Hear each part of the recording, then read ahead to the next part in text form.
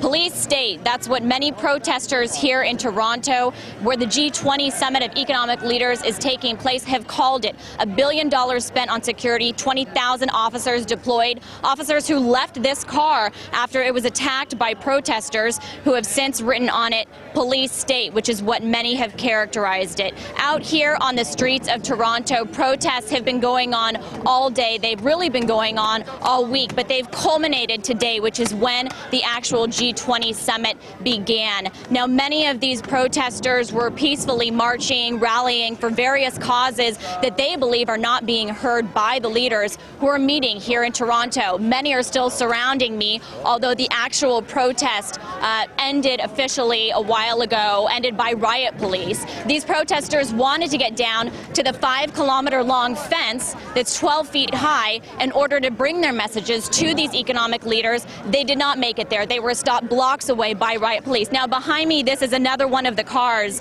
that protesters wearing all black, according to witnesses, attacked, and it was surrounded by riot police who eventually backed off and gave it up, and the car has been taken over by protesters. Some that were speaking to me said, hey, we paid for it. It's ours now. It's the least we can do it's the least we get after all of this taxpayer money has been spent on this summit that we didn't want here. And their voices, they feel, can't be heard because they aren't able to reach for the fence. Many were chanting, we paid for the fence, we want to see it. But they were stopped blocks away where we were by rows upon rows of riot police who geared up with their gas masks and their tear gas. Protesters at that point put on their bandanas. A smell of vinegar filled the air as they were protecting themselves in case anything did break out and tear gas was used against them. This really characterizes the feel of Toronto this week, with thousands of people being very angry about the G8 and the G20 summits being held here in Canada,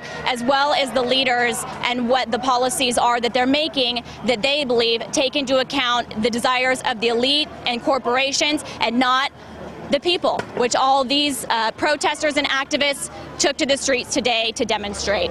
We'll bring you the latest, but right here from the streets of Toronto, I'm Lauren Lister, RT.